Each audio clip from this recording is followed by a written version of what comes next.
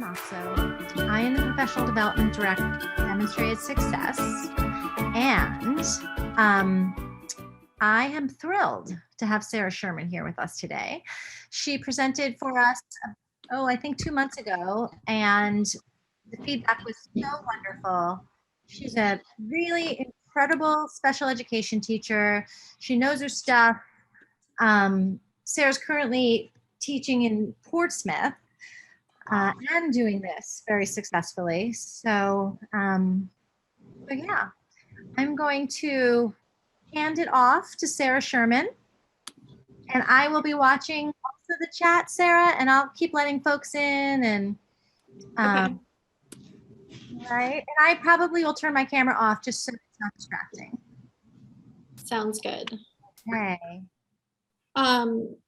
Welcome everyone. Thank you for spending your afternoon dedicating even more time to growing and learning new things. I really appreciate it. I know how precious time is, especially now.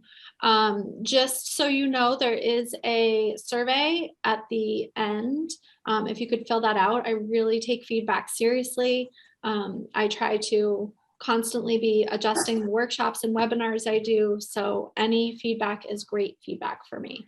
And I am going to put the link to the survey right now into the chat, but then I'll put it in again at the end. So no worries. Great, thank you. For those of you that like to know and anticipate what's coming, we're going to start off with introductions. We're going to get into communication, setting expectations, how to empower our paraprofessionals. I have a lot of resources around student needs specifics, so we probably won't have time to delve into that too much, but I wanted to share those resources with you. And then also creating a time for everyone to collaborate a little bit and share some ideas that maybe weren't discussed, so we can learn from each other as well. Workout. So a little bit about me. I've been teaching for 20 years. I have my master's in special ed. I'm a nationally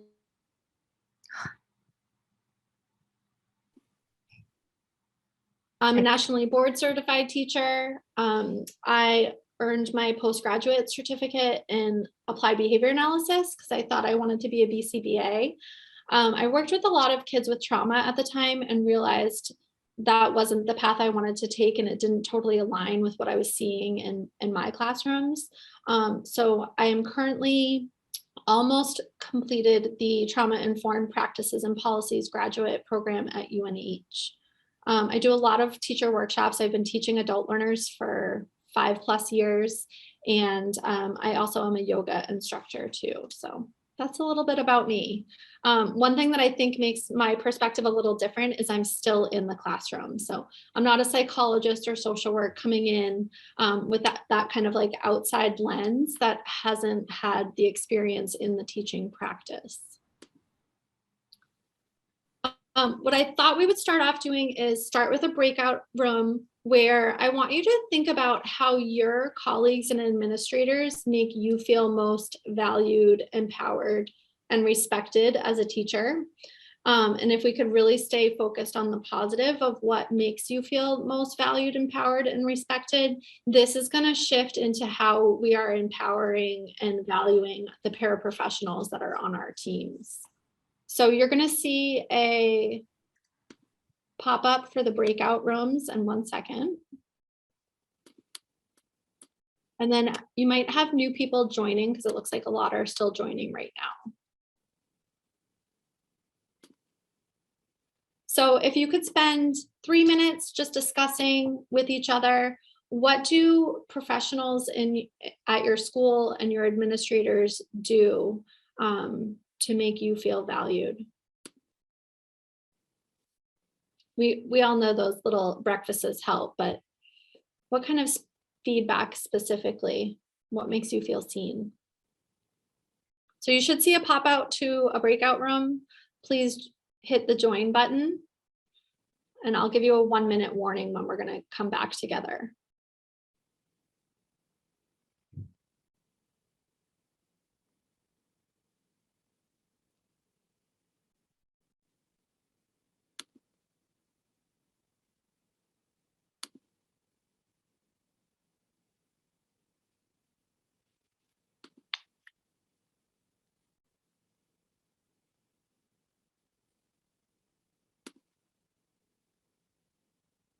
So everyone should be seeing a breakout room to be able to join.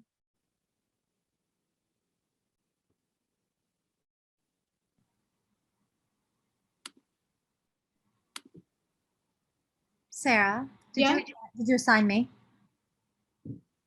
It might have automatically assigned you. Let me check. It's okay, but I didn't see anything to move to.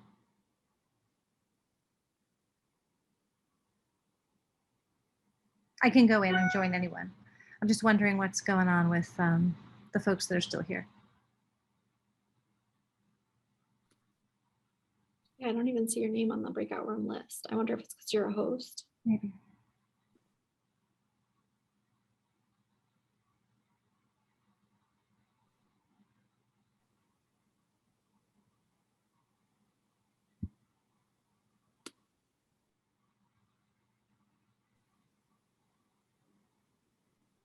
So I think Jennifer Raymond is in a breakout room by herself. I'm going to go talk with her, okay? Okay.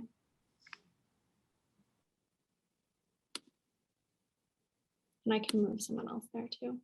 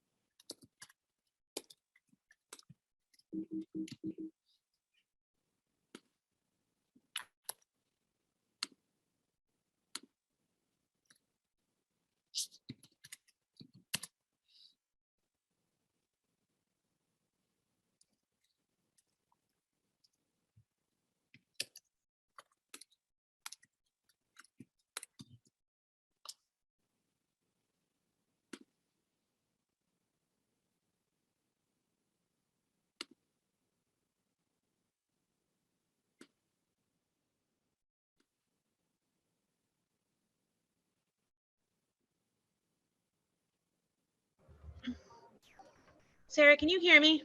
Yeah. Whoever wasn't supposed to be in my breakout room was not there, so I came Okay. back. Sorry about that.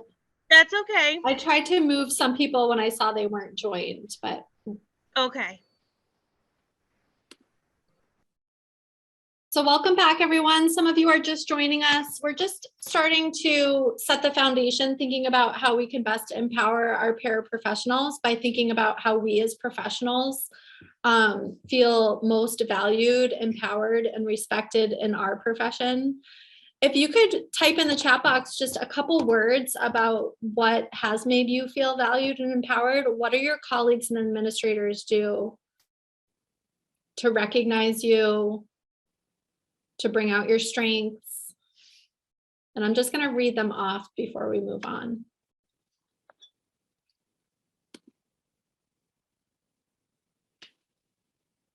So I see support, listen and acknowledge problems and concerns, take the time to listen and validate, ask our opinion, tell us we did a good job. Yeah, that feedback is so crucial. Listen to me, take interest in my ideas. Don't we all want that? Ask for feedback.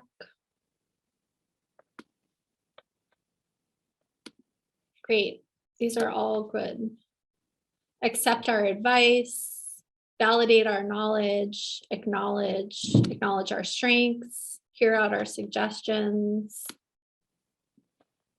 The breakfasts don't help, or do help, I agree, Tammy. Those little morale boosters can make a difference, especially in March. So all of these things obviously are true. They're true for our students. They're also true for paraprofessionals. And as we kind of go through this material today, I encourage you to be thinking about ways that you can just take those few extra moments to make your paraprofessionals feel valued and to help empower them and show them the respect that they deserve in their professional role.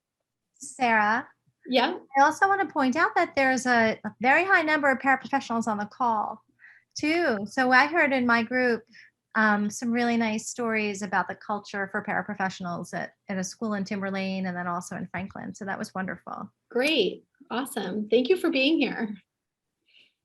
Allow them to feel seen. Yes, that's the ultimate, right? Is that being seen for your strengths and what you bring to the table. I shared this picture before we delve into this content today, because it's really the crux of everything that paraprofessionals are doing. They're the ones that are on the front lines providing the support to our students. And sometimes we can tend to lose sight of, and it can get muddled of what that support is actually supposed to do. And so I love this visual for us to think about. Equality is everyone having the same supports. And when we think of universal supports, this is definitely something, there's a place for that. When we think about the student who is too small to reach over the fence, then they're going to need additional supports more than other people. And that's really the equity piece, is these kids that might need more. And I don't say this just about special ed. I really hope education is moving to a place where we can give kids what they need, regardless of whether they're in special ed or not. And so thinking about this universal design for learning and how can we implement these kind of features in our designing, in our lesson planning, in our decision making, so that everyone can access, regardless of disability or lagging skills or anything like that. And then this last picture is what I really like, because I think special ed really tends to be serving as these blocks. And one of these blocks tends to be paraprofessional support in the classroom, right? We're depending on the paraprofessionals to help give access to these students in the classroom and in the general ed setting. And what I encourage us to kind of move to is thinking about what barriers can we take out of the way so kids can access without being dependent on that adult support. And when we think about it, the purpose is not to modify. We're not modifying environments and curriculum so the child can't do things. We're modifying so the child can do it for themselves. And I think sometimes if we don't have a good plan, good communication, and a good structure with paraprofessionals, a lot of times we end up overhelping and we're creating prompt dependency. And we're also sending a message to kids that they're not capable of accessing the curriculum and advocating for themselves and doing hard things and making mistakes and recovering, when we always have an adult kind of jumping in and helping them. So it's such a fine balance. And that's where we're going to spend some time today, identifying how to communicate that and identify exactly what the role is for that student, so we maintain the purpose of helping them do things for themselves. So when we're thinking about, is para support even necessary? We're thinking about what areas of need there are. We're also thinking about certain environments. So a lot of my experience is behavior background. So there's certain environments where para support is more needed because it's less structured, or there's more kids or more stimulation. For others, it might be content related because that's where their skills are lacking. What we want to think about is what skills students need to learn to be more independent. And the whole role of the paraprofessional should be building those skills so the student can be more independent, not building those skills so they can do what the rest of the class is doing. And we want to help them obviously be successful in those areas and environments given what they have. And the way that we can do that is to teach our students how to access resources and how to self-advocate. One thing that I love about, I think paraprofessionals have this like innate magic in being able to read students and read situations. And a lot of times they can anticipate what is going to happen or the needs of the student before even the teacher does, or peers, or even that student. And it's such a gift to have that kind of intuition. And it just speaks to how well paraprofessionals often know their own students. And so again, I think finding that balance with using that to help the students build their own independence and creating that, teaching them how to access it instead of, telling them how. So we're going to get into that next. One way that we can kind of do this is thinking about how we're prompting students. And again, it's that balance, right? You're walking that tightrope and it constantly changes. And we're expecting paraprofessionals to make like probably 500 calls every day in that moment that aren't on paper, that aren't on the IEP, that no one told them to do, where they're having to decide, right? What is the best thing for this student right now? And so I like this visual because it really gives us the two ends of the spectrum and thinking about how we can find that balance. And so one extreme is when we tend to hover too much and do too much, right? And so this creates an increased or prolonged dependence on adults. It really decreases peer interactions. And when other kids see that there's an adult there to help the student, then other kids are less likely to prompt or to guide or to interact with that student as well. And so it really creates a barrier, even though we're trying to create an inclusive setting. It can lead to decreased teacher attention. I'm sure, especially for the paras that are here today, you can speak to, once people know you're there, they kind of feel like, okay, I'm off duty from this student. It's your student. And especially with one-on-ones. And so that cannot be helpful. It might make the child feel embarrassed or stigmatized. You'll see this. I was a middle school teacher for a long time. You'll especially see this as the students start to get older. They might feel a loss of personal control, and you might see behaviors related to like having someone tell them what to do each step of the way. They're not having that agency and ability to make their own choices. And then on the other end of the spectrum, there can sometimes be not enough engagement. I know at my school, and especially the past couple of years, paraprofessionals have their assignments, and that assignment changes every day because someone's absent, or there's that domino effect where one-on-one is out and then other people are jumping in.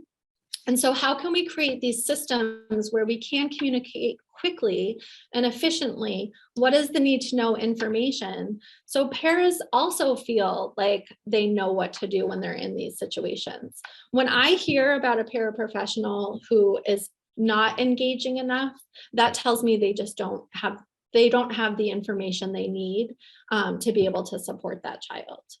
So that can lead to a lack of engagement with others, inappropriate engagement, increased, especially for kids with autism, you may see more stimming start to happen.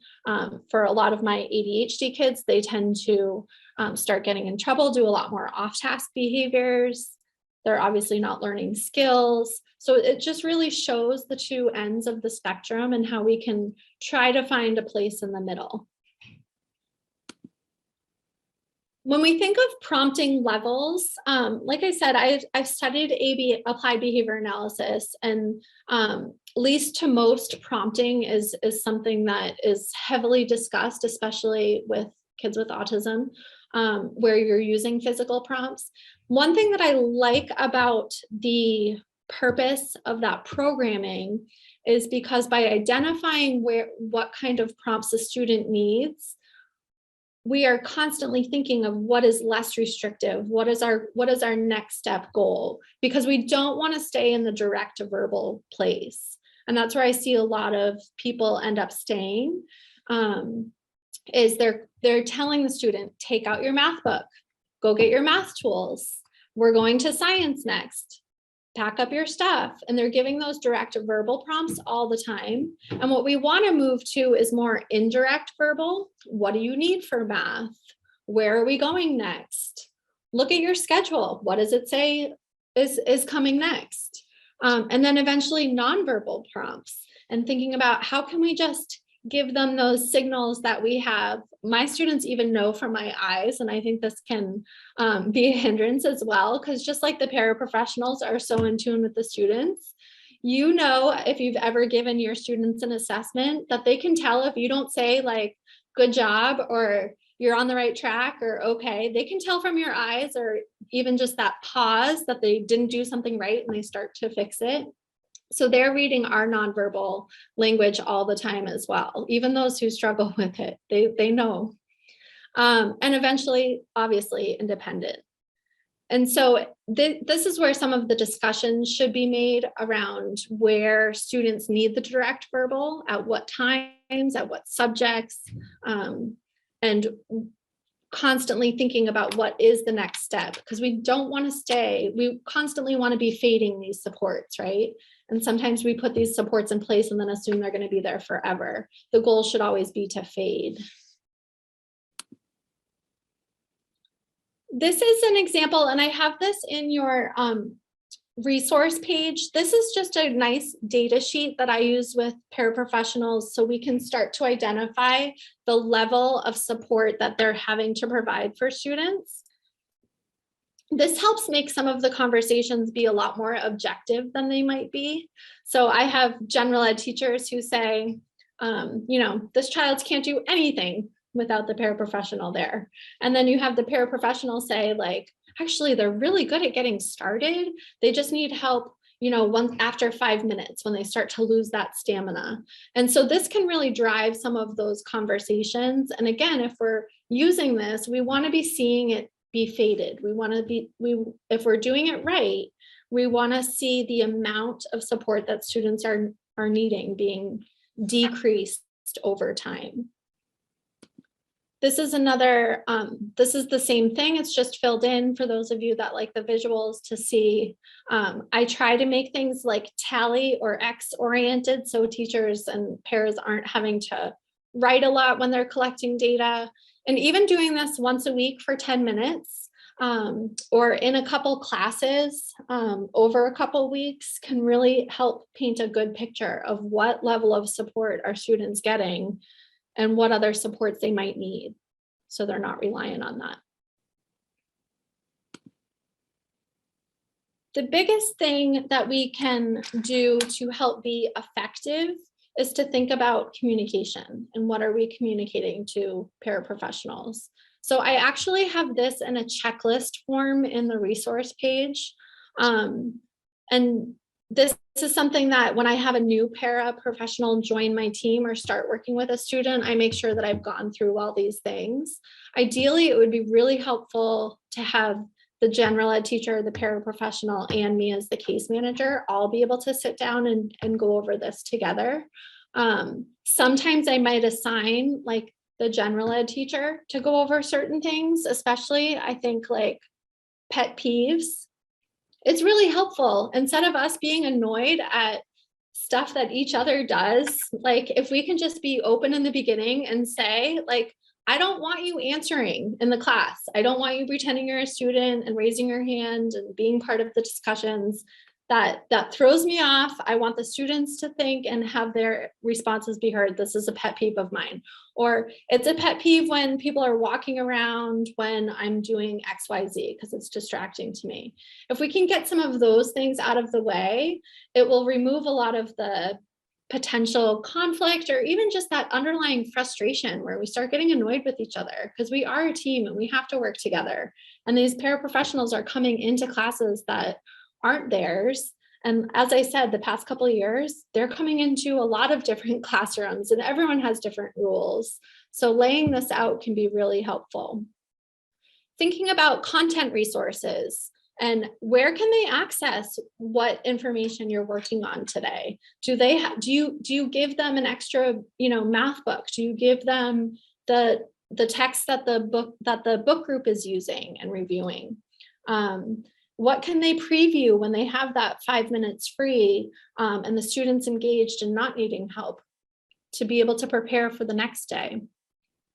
When we think about classroom management, like the teacher really needs to communicate what their management style is, what their procedures are, how they want you to respond to student behavior. I think sometimes we assume the general ed teacher will be in charge of the general ed students and the paraprofessional will be in charge of the special ed students. But we know that it works best if the general ed teacher is responding to everyone and the paraprofessional is also responding to everyone. And so kind of identifying at what point do I step in and at what point do I sit back and let it be a whole group kind of thing. Especially in my history with kids with behavior challenges, coming up with a signal so they don't know what we're communicating can be really helpful too. Like, whether it's I got this or I need help, can you step in? Any kind of signal like that can be really helpful. Obviously, changes to IEP, behavior plans. Sometimes we have a lot of information about families and what's going on at home that really make a pretty significant difference in the student's day. And so making sure, even if it's just a 1 minute, hey, just so you know, Johnny didn't sleep last night. He was up all night. He might need a little extra help today. Or the parents are going through a divorce and there's a lot of talk being had about where he's staying and changes in routine. So if he has a big reaction to a change in schedule, that's why. Also, when we think about changes in expectations, like I said, we constantly want to be thinking about fading supports. So as the student's doing well, I am constantly checking in each month and saying, all right, they're meeting these expectations. What's the next level? And on the other side, a student who's starting to have regressions, especially with behavior, thinking about, okay, we need to increase supervision. And so thinking about that as a spectrum instead of they have this IEP for the year and that's their plan all year. We need to be fluid in how that support can look. And so that needs to be communicated. And then the need to know demographic things. Obviously, ESOL learners, low socioeconomic background, a trauma history, all of this stuff is going to affect a child's ability to learn. And it is going to affect how they respond to directions and how they accept feedback. So we need to make sure that our paraprofessionals are equipped with this information and ideally providing training around it as well.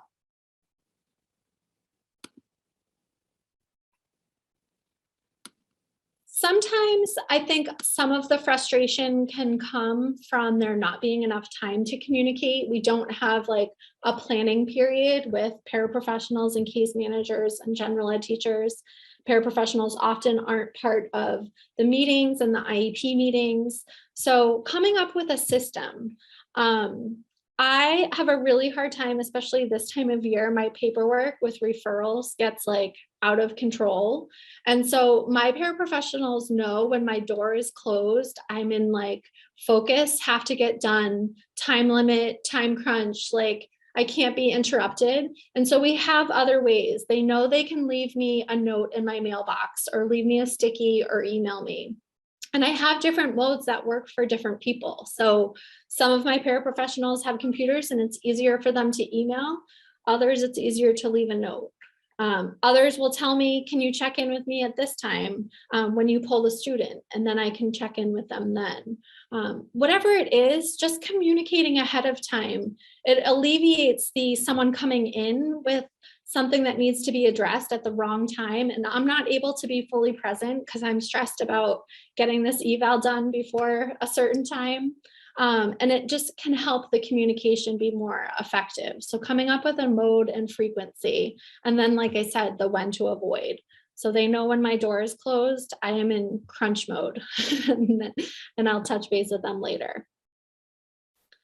Sometimes we forget how powerful. There's actually been studies, and you'll see this in marketing research, about how much charts, just the charts, make things seem much more scientific and believable than just someone saying like, this is the best toothpaste, or whatever it is. And it's the same with our students. So instead of us just saying like, oh, they're doing great, and they're making progress in reading, we really need to be sharing some of that data with the paraprofessionals. Obviously, we're sharing it with the parents at these IEP meetings.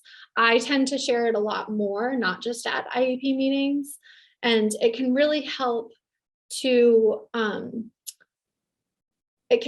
especially for those students who tend to make 3 steps forward, 2 steps back, and then it's 3 steps forward and 2 steps back. And it's hard to get a sense of whether you're making progress or not.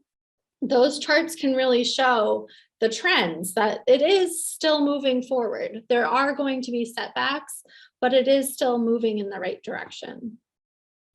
And then having time to debrief, especially after, I think the behavior situations are probably bring up the most feelings in multiple adults. So being able to have a time to debrief and admit mistakes, like there's times where sometimes I jump in too early, and I recognize that takes away the authority of my team when I jump in too early.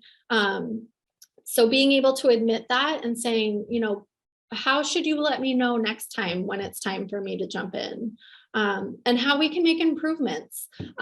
There's often times where I haven't followed the behavior plan to a T, and I have to say like, yeah, I didn't do this. And it's actually making me think maybe this worked in this situation. Maybe we should try this as the new consistent response instead.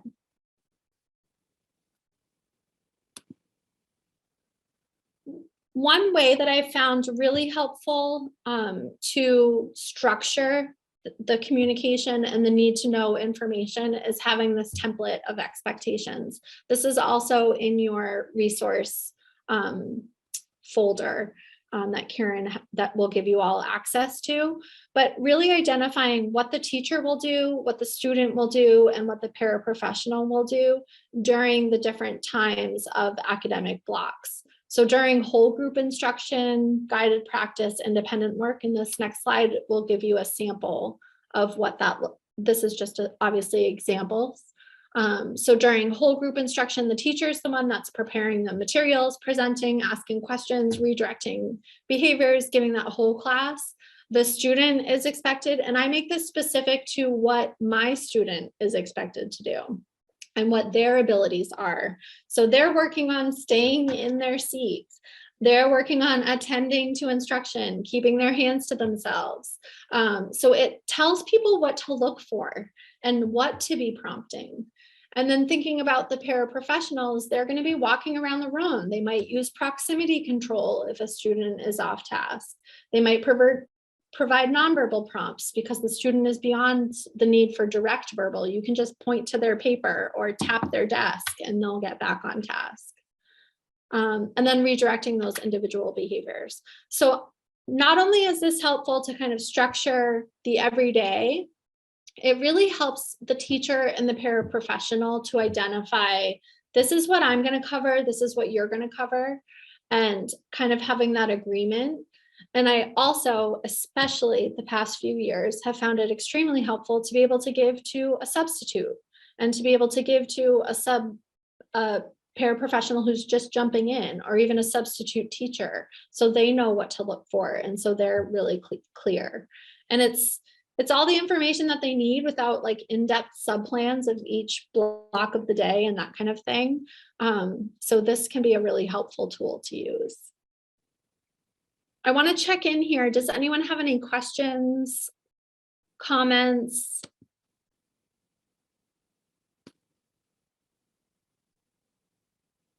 Yep, the sheets are in, I'm just looking through the chat. The sheets are in the resource list.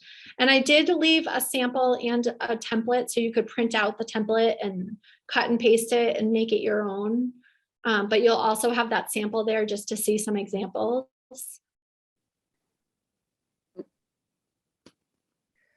Yes, Colleen?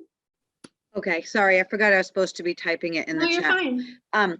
So I say thank you for the one that is filled out. I mean, I love the template as soon as you put it up, but I see lots of different paras and I'm new to my school. So something like this to springboard the conversation with people that I don't really know is awesome. Great, good. Thank you. Yeah, of course. I think it's a good problem solver too. When there are those times where it's like, there's conflict, right? You as a teacher are feeling like this pair is doing too much or too little. And the pair is feeling like, I don't know what to do. It's not helping. And so it can kind of help solve some of those problems to come together and put it on paper. You're going to do this. I'm going to do this. The student will do this. All right. We all agree. Cool. Thanks, Colleen. I'm just looking through. Yeah, the new paras, I mean, bless their hearts, man, coming in. Even thinking about paraprofessionals supporting with remote learning and during COVID, like who can't see faces and don't even know the students. I looped with my students, so I can't imagine. Yeah, bless your hearts. It's a great resource, yeah.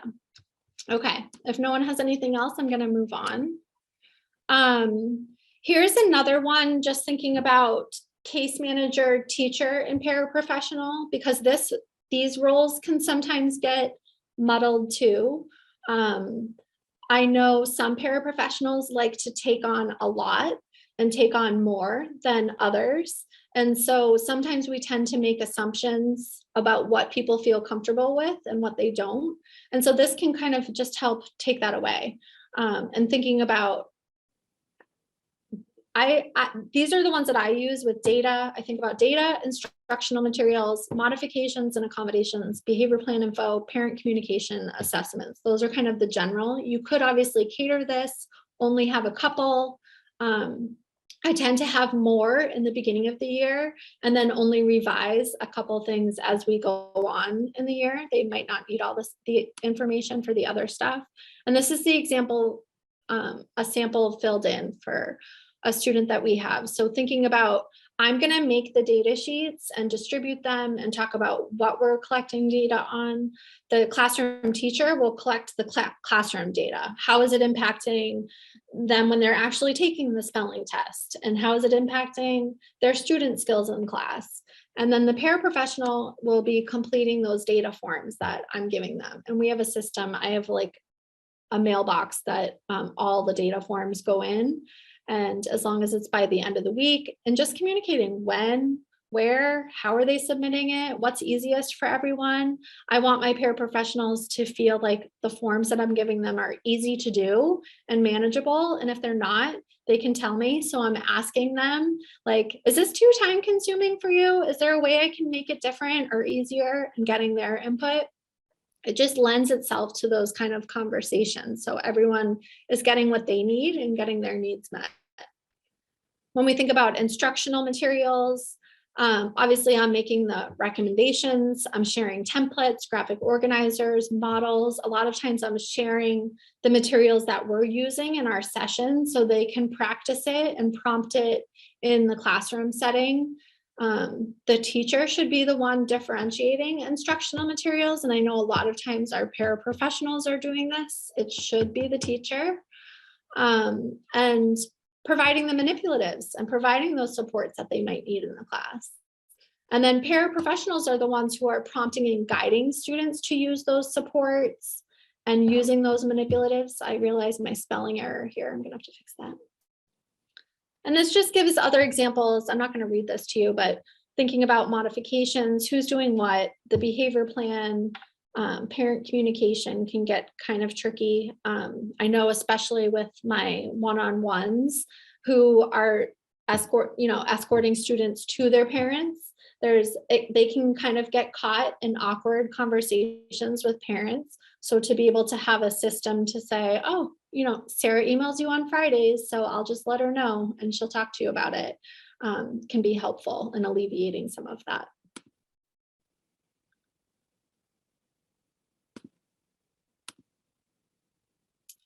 Another thing that I think is important to identify, and this comes from both sides, right? So paraprofessionals are professionals. And if they're sitting in a room listening to a lesson and the students are engaged and they have nothing to do, it can not only be really boring, but it can feel like a huge waste of your time.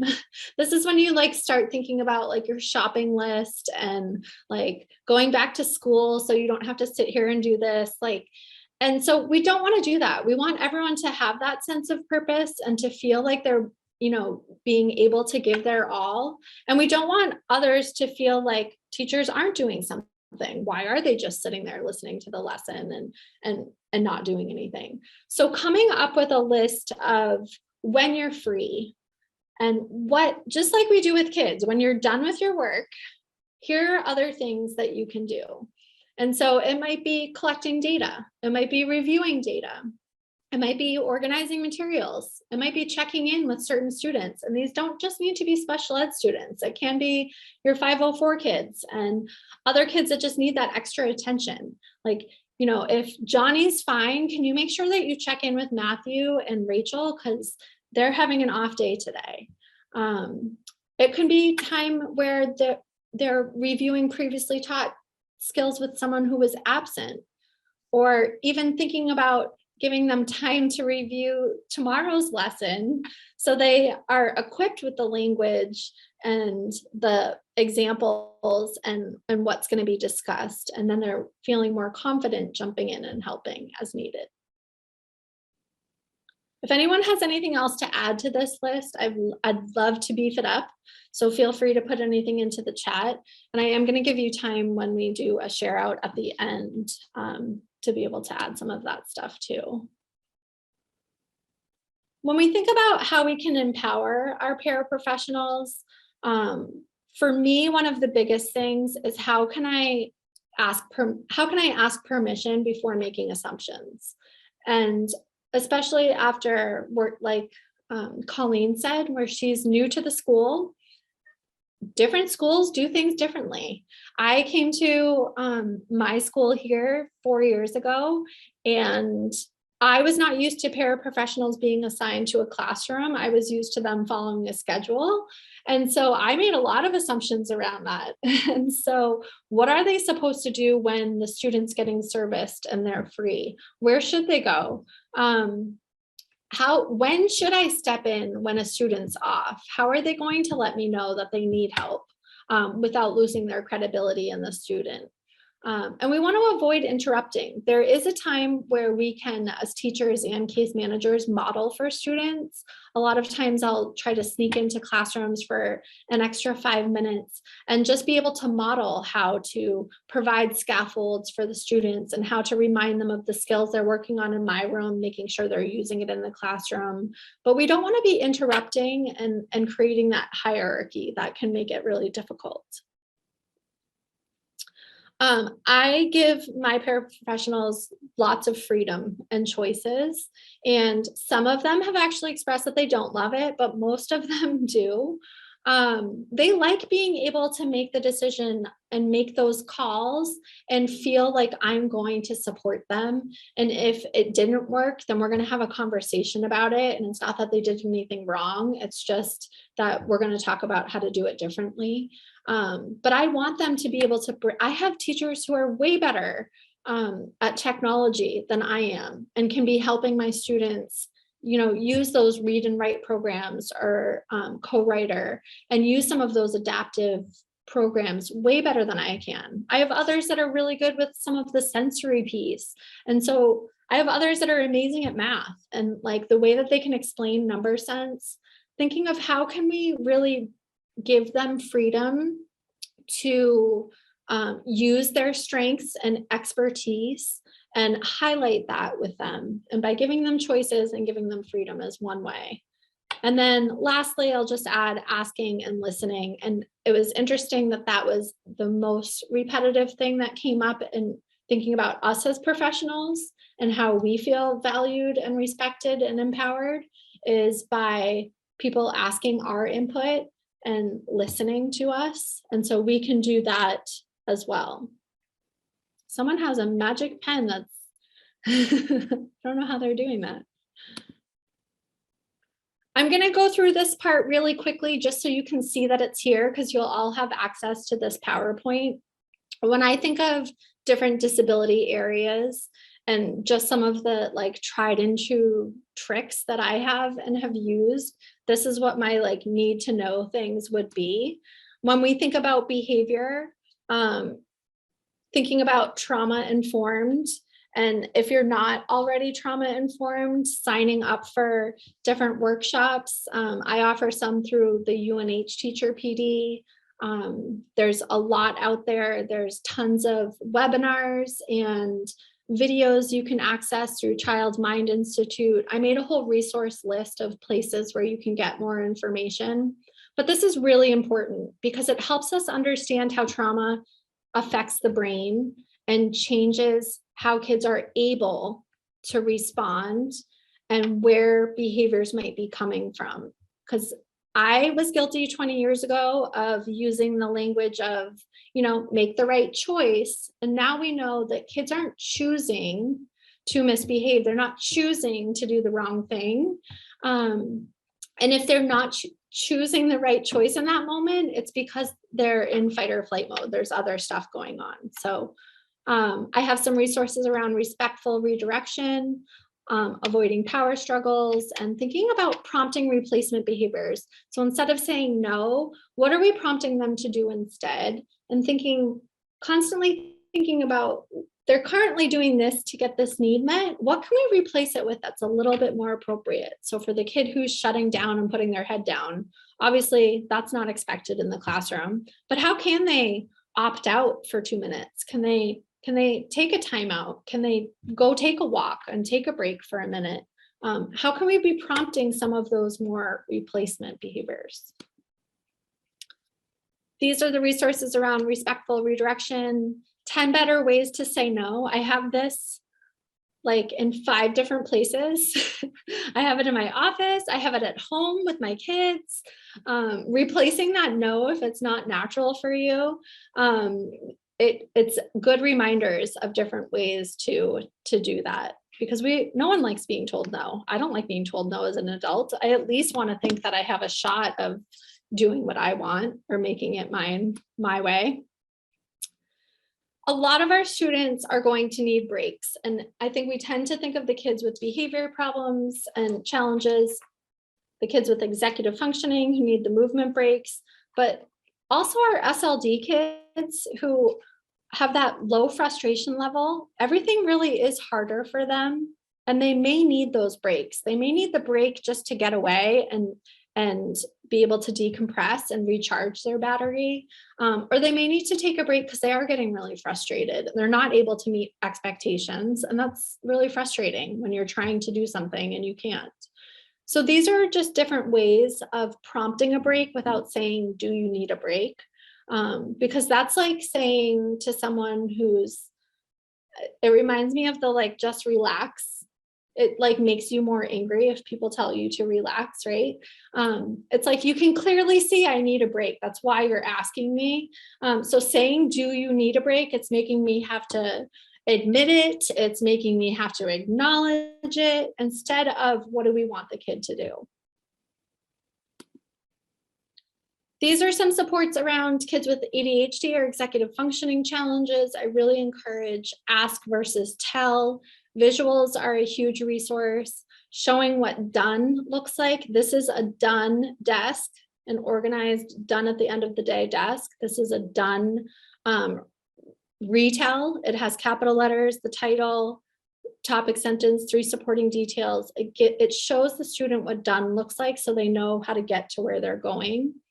And then if you could look in, if you're interested, if you have students you work with ADHD or executive functioning challenges, the research around motivation and attention is really interesting. And it's we know what will motivate kids with ADHD and executive functioning challenges: high interest, competition, novelty, or urgency. So thinking of how we can build some of that in. Here's an example of ask versus tell. Again, you'll have access to all this, so I'm going to go through this quick. When we think of the kids with specific learning disabilities, a lot of what we're doing is providing those scaffolds. And I think instead of giving them the answers, and I say that not like you're telling them the answers, but a lot of times our kids will ask, is this right? Am I doing this right? Is this is this the answer? And then they're waiting for you to tell them. Instead of telling them, instead of answering for them and giving them that answer, yes, it is right, refer them to the resources, refer them to the tools, refer them to the strategies. And again, that's working on building that independence. One of the most underutilized resources and strategies we can use is allowing longer wait time. And it's uncomfortable. It's uncomfortable to see kids struggle. It's uncomfortable when they're trying to think of something and they can't. And we are fix-it people in nature, especially paraprofessionals. Like that's your job, is to help. So to be okay with a little bit longer, creating a little bit more struggle time for students, letting them make the mistake. Sometimes we tend to keep our kids under more of a microscope than the rest of the kids. We're holding them more accountable than everyone else. So just keeping that in mind. When we think about kids with autism, they'll obviously have a plan. I do a lot of listing what's expected and what's unexpected, using visuals, a lot of first then language. And this can be in middle school and high school as well. Even like, first you have to do these 3 math problems, then we can go take a walk outside. First you have to, sit through this boring lesson that you don't want to do. And I even use that language, especially with middle school kids. Like, first you have to do this that you think is boring and you don't want to, and then you can read your book by yourself. And we, even as adults, if you think of what we're doing, like, first I'm going to sit through this webinar, and then I'm going to go get a piece of chocolate or have a margarita or have a green beer for St. Patrick's Day. Like, we do it too. Scripts are a very helpful way, especially with any behaviors. I use a lot of scripts in my behavior plans, just so everyone is responding the same, as much as you can, the same. I know we can't have a script for everything, but just so we're creating those consistent responses. They know that, Mrs. Sherman is always going to say, it looks like this is hard for you. Can I help make it easier? What can I do to make it easier? They know I'm going to just keep restating the expectation, even though they're trying to pull me into this power struggle, even though they're trying to ask a million questions to get me off track. I'm going to just restate the expectation and give them the choice. So these are just some examples, but I encourage you to think with your team about what kind of scripts can help your students. So the teacher, the case manager, the paraprofessional are all sending the same message.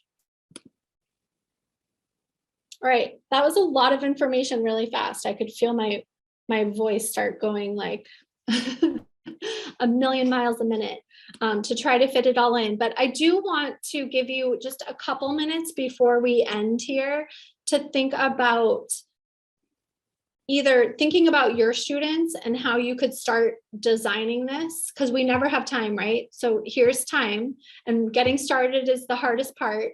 So if you even spend 5 minutes getting started right now, and then we're going to return to the whole group to share out really quickly. So this is going to be quick. I'm going to go to the next page. If you don't have a student in mind that you want to start thinking about, I have 2 scenarios here. And you can choose whether you want to do the teacher, paraprofessional, student template, or whether you want to do the case manager, teacher, paraprofessional template. And then just thinking about these needs, what would be the need to know information that you would want to include? Okay, so I'm gonna put up breakout rooms, but I'm gonna make them really large, knowing that some people may choose to just work on their own student. So if you're gonna work on your own student, just don't join a room, and then I'll be able to see and can move people around if needed, okay? I'm gonna give you 3 minutes just to get started, just so you feel like I can do this. I have a couple need to know things that I wanna do.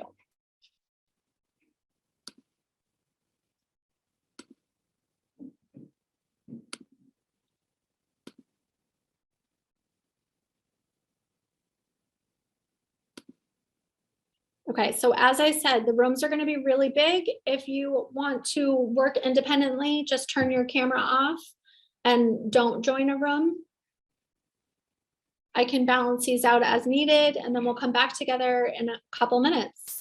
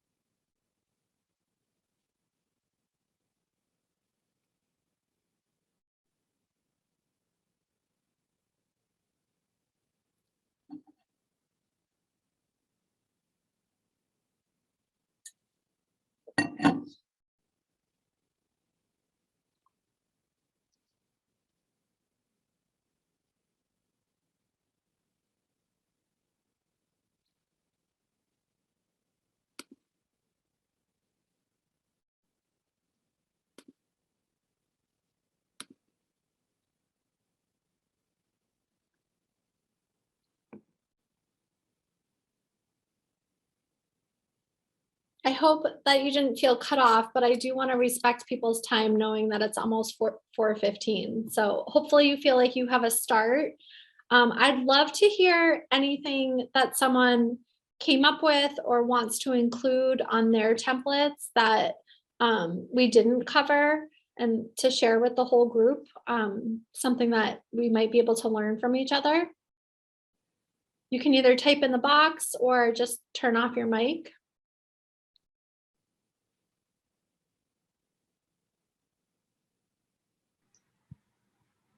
Sorry, Sarah, we got cut off a little early. We had sort of just started. Oh, okay. But it got, because we ran out of time. Because you gave us so much awesome information. I did read a couple chats while people were in the breakout room, and a few people were talking about how they do want the paraprofessionals to be doing the art projects and getting their input and perspective in health class. And again, that's where that just shows how different it is from class to class and teacher to teacher. And so hopefully these templates can help drive some of those discussions. So everyone is getting what they want out of it, and we are helping to guide these students and build their independence. Sarah, I have a quick question. Yeah. And maybe you addressed it already and maybe I spaced out. But if there's a document like this, do you keep it in a communal place so that all the UAs and all the different teachers that work with a student can access it? I definitely didn't at the middle school level because I had kids in every grade with 6 different teachers, and the UA rotations would be really complicated. So for the UA teachers, I just shared the IEP and the behavior plans. If I had time to sit down with the team, I would love to just be able to share the template. And if they wanted to add to it, and especially with technology now, it's something that could be digitally shared, and it doesn't have to be a meeting with people sitting down together. That might be a good workaround. At the elementary level where I am now, I do share it. I don't share it in a communal place, but we do have a subfolder where when a paraprofessional is out or covering another kind of duty, I have a folder that I can give whoever is stepping in. And these templates are in that folder, as well as like the schedule and some IEP snapshot kind of things. But that's a great question. I mean, ideally, yeah, it would be awesome for everyone to have. I don't want to overwhelm paraprofessionals either with having like 8 different, okay, what's the template for this class? And what's the template for this class? But it does help us keep in mind like what is needed, or even just what those expectations are. Thank you. And Valerie was just writing. And by the way, I am putting the survey in right now before you, because someone just asked. So Valerie was just saying, and maybe we can stay after, she has a student that for whom everything is boring.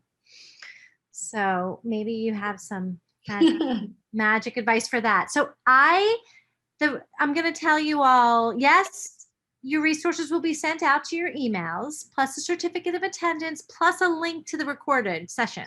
Okay, so you'll get that within the next 2 days. I'm pressing return, and the feedback survey is the very last thing in the chat. So you can click on there, and it's super quick. It's like a minute and a half, not even. And I think we will officially end since we are a little over.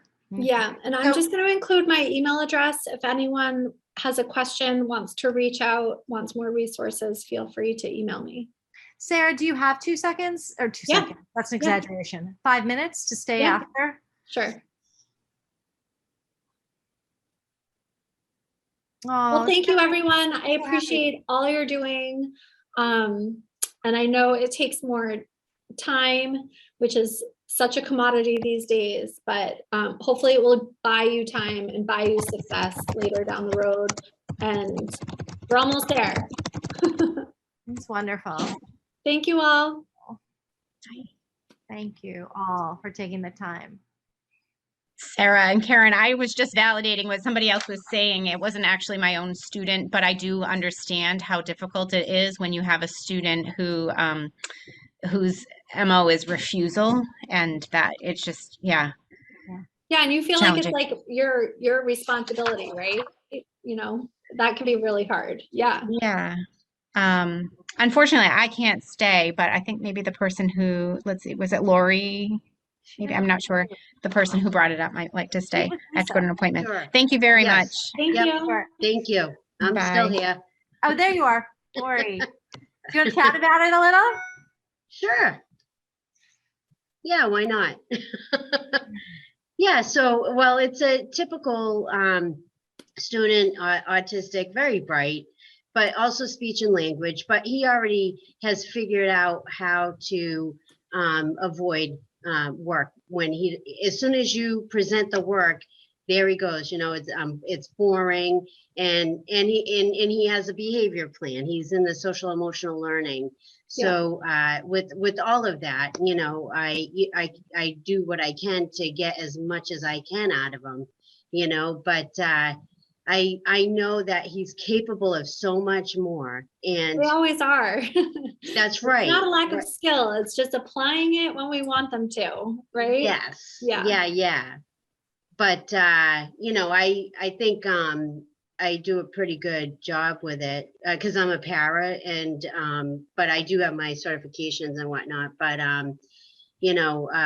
sometimes it's hard to get everybody else on board with the Yeah. behavior plan and the consistency, Right. and just the whole interaction, even with my role, and that dependency Right. on me as the Right. para. It's like I try to have the teacher state the expectation so then I can reinforce it. Yep.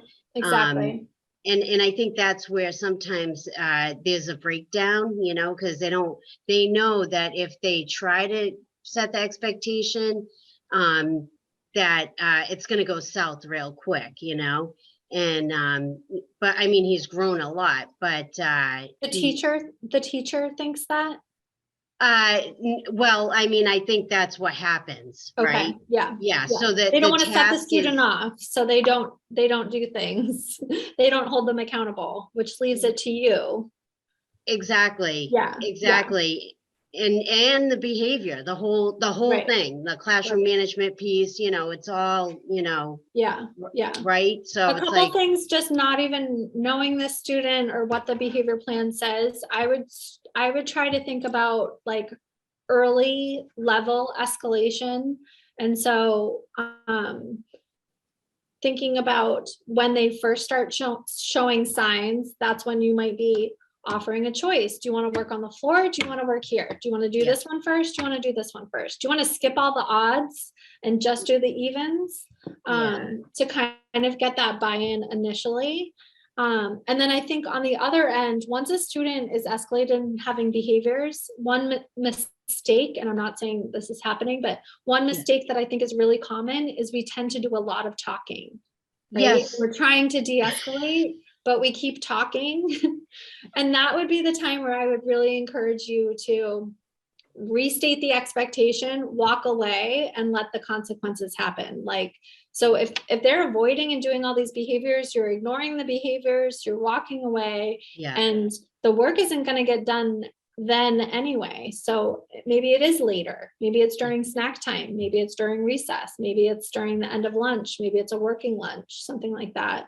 Not knowing the behavior plan, but that's kind of what strikes me and what you're talking about. and I think that are really tough. I think the consequences there, like the holding him accountable during his lunch, I think would be fabulous. But because otherwise they're getting reinforced by avoiding, right? It's working. So why would he do the work when what he's doing is working? Exactly. And I know we're working on that, but it's a very interesting dynamic because this is a classic example of what you were just talking about. So yeah. Yeah. I think you should have input on the behavior plan too. I think a lot, I love making behavior plans. I used to do it just as a consultant. But one thing that doesn't happen is we don't get enough paraprofessional support or input on the behavior plan. And then checking in after every couple of weeks, like, how is it going? What's not working? What do we need to tweak? What do you need more information on? Yeah. Yeah. Yeah. It's tough. Don't take it It is. all like personally. And No, it's not no. like a reflection of anything that you're doing or not doing. A lot of our students are going to refuse. They're going to have behaviors. They're not Yes. going to get their work done. And Yeah. we hope to decrease that and we hope to improve it, but it's not a reflection of you. No, right. I've been at this a long time and I don't take You any. know that. You have the tough skin to keep at it.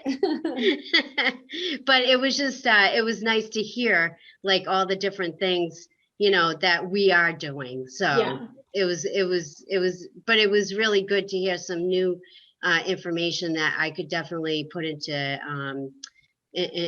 the works, to kind of like the data collecting, you know, just Yeah. certain times. I think that'd be a great to get the data points and that kind of stuff. So Yeah. I really enjoyed the seminar, and I'm sure you want to go, and I do too. So Thank you, Lori. yes, you're Thanks welcome. for Have a being great here. night. Have a good Yeah, day. Lori. Yes, Thanks, you too. Linda. Yep. Bye-bye. Bye, guys.